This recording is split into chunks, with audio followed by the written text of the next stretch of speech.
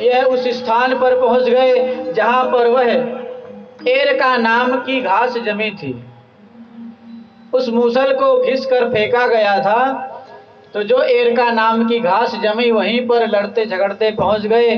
उस घास को उखाड़कर एक दूसरे पर प्रहार करके कुछ ही शेष रहे और देखते देखते समस्त यदुवंशी काल के गाल में चले गए। महाराज बलराम जी भी अपने शेष रूप में आ गए और भगवान जाकर एक वृक्ष की छांव में पैर के ऊपर पैर रखकर बैठ गए। जरा नाम का बहेलिया शिकार खेलने जा रहा था, उसे हिरण की प्रतीति हुई और उसने भ्रांति में ही भगवान के चरणों में बाण चला दिया। जब उसे याद आया कि कोई मनुष्य है, भगवान है, मैंने किसी को मार दिया हिरण्य की भ्रांति में, तो भगवान के चरणों में आकर गिरा और भगवान से क्षमा प्रार्थना की।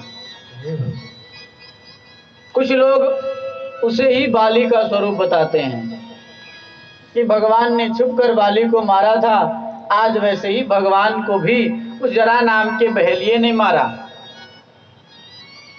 भगवान ने कहा, बहेलिये घबराने की आवश्यकता नहीं है, मेरे ही प्रेरणा से तुमने यह सब किया और अब दिव्य विमान आएगा, उसमें बैठकर तुम स्वर्ग का सुख भोगोगे। अपने सारथी को भेज दिया महाराज द्वारिकापुरी में कि जाओ और सभी द्वारिका वासियों से कह देना 7 दिन बाद द्वारिकापुरी जलमय हो जाएगी। समुद्र अपनी सीमाओं को लांघकर इसको डुबो देगा, तो उससे पहले ही द्वारिका खाली कर देंगे। और अब भगवान के पधारने की बारी है, भगवान अपने धाम जा रहे हैं। तो सभी देवी देवता ऋषि मुनि आकाश मार्ग पर खड़े हैं, भगवान की स्तुति सेवा आदि करने के लिए तैयार हैं। भगवान जाने ही वाले थे कि उसी समय आकाश में बिजली जैसी चमकी और भगवान अदृश्य हो गए। किसी को दिखे नहीं, भगवान गए कहां? भगवान स्वधाम नहीं गए, वह भगवान का तेज आकर महाराज तेने यम वांगमयी मूर्ति प्रत्यक्षम वर्तते हरे, आकर श्रीमद् भागवत में उनका तेज विराजमान हो गया। और श्रीमद्भागवताख्योऽयं प्रत्यक्षः कृष्ण एव हि स्वीकृतोऽसि मया नाथं मुक्त्यर्थं भवसागरे। साक्षात श्रीमद्भागवत भगवान कृष्ण का स्वरूप है और इसका जो सहारा लेता है उसकी संसार से मुक्ति अवश्य होती है। पहले ही दिन आपको बताया गया था कि श्लोकार्धम श्लोकपादम व नित्यं भागवतोद्भवम पठस्व मुखेनैव यदीच्छसि पराम गतिम। श्रीमद् भागवत का अगर आपके पास समय है तो एक श्लोक का समय नहीं है तो आधा श्लोक होता है 16 अक्षर का, और आधा श्लोक का भी समय नहीं है तो पाद, श्लोक का एक पाद मतलब 8 अक्षर का श्लोक। नित्य प्रति जो अपने घर में बैठकर भगवान का पाठ करता है, भागवत का पाठ करता है, उसकी मुक्ति अवश्य होती है। यदि छसि पराम गतिम, वह तेज श्रीमद् भागवत में आकर विराजमान हो गया और कलयुग का सबसे महान ग्रंथ श्रीमद् भागवत महापुराण ही माना जाता है। बोलिए भागवत महापुराण की जय हो। स्वकीयम यद भवत तेजः तच्च भागवते दधात, वह भगवान का तेज आकर आज भागवत में ही समा गया। जय। इसलिए महाराज भागवत के प्रत्येक अक्षर में भगवान समाये हुए हैं, भगवान की महिमा समाई हुई है। यह भी बताया गया था आपको पहले दिन कि जितने दिन तक हम अपने घर में भागवत महापुराण को रखते हैं उतने 1000 वर्षों तक हमारे पितरों को अन्न आदि खाने को प्राप्त होता है, दुग्ध पीने को प्राप्त होता है, शहद खाने को प्राप्त होता है, और कलयुग का उस पर कोई प्रभाव नहीं पड़ता। यह श्रीमद् भागवत की महिमा है।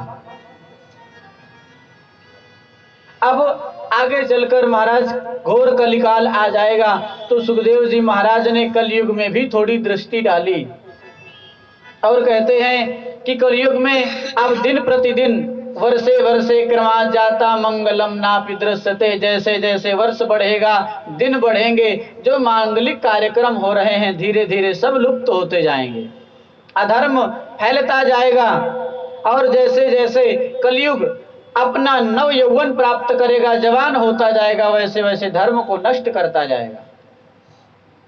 आगे चलकर जो जिसको पसंद करेगा उसी से ही विवाह होगा, वो तो अभी से होने लगा है। अगर जनेऊ है वह कोई भी व्यक्ति पहन लिया तो उसी को ब्राह्मण माना जाएगा, वह कोई भी हो।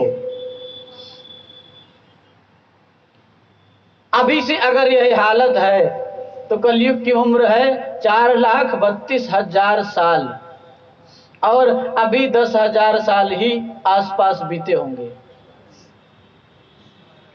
जब 800 वर्ष बचे रहेंगे तब कल्कि भगवान का अवतार होगा। सुखदेव जी महाराज परीक्षित जी से कहते हैं, जब 800 वर्ष शेष रहेंगे तब कल्कि भगवान का जन्म होगा, घोड़े पे रहेंगे और हाथ में तलवार होगी। यह जन्म कहाँ होगा? मुरादाबाद जिले में संभल तहसील में विष्णु यश ब्राह्मण के घर पर भगवान का जन्म होगा।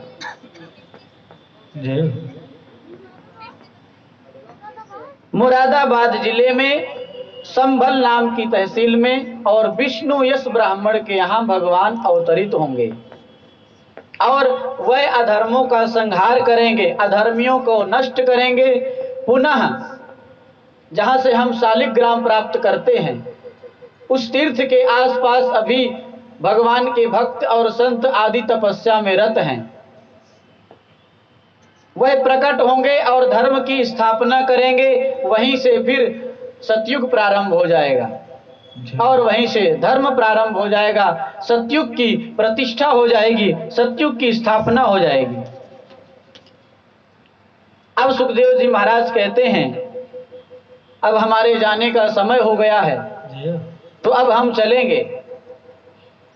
परीक्षित जी कहते हैं, हाँ महाराज, अब आप जाएंगे तो अब मुझे तक्षक सर्प आकर डस लेगा और मेरी मृत्यु हो जाएगी। सुखदेव जी महाराज डांट कर कहते हैं, तम तु बुद्धि मरिष्येति पस बुद्धि मिमाम जही, तुम तो राजन मरिष्येति पस बुद्धि मिमाम जही। तुम मरोगे, यह पशु बुद्धि है तुम्हारी, क्योंकि जो दिव्य आत्मा है ना वो जन्म लेता है और ना मरता है, वह तो जीव भगवान का अंश है, भगवान का स्वरूप है। वह आत्मा भगवान के स्वरूप है, ईश्वर अंश, जीव अविनाशी, चेतन अमल सहज सुख राशि। उस आत्मा की कभी मृत्यु नहीं होती।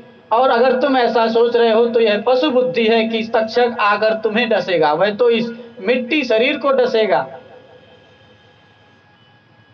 तो महाराज परीक्षित जी को अपने स्वरूप का ज्ञान हुआ, और सुखदेव जी महाराज का पूजन करके परीक्षित जी महाराज ने सुखदेव जी को विदा किया। सुखदेव जी महाराज अंतर्धान हो गए, और तक्षक नाग के डसने से पहले ही सुखदेव जी ने अपनी आत्मा को परमात्मा में लीन कर दिया।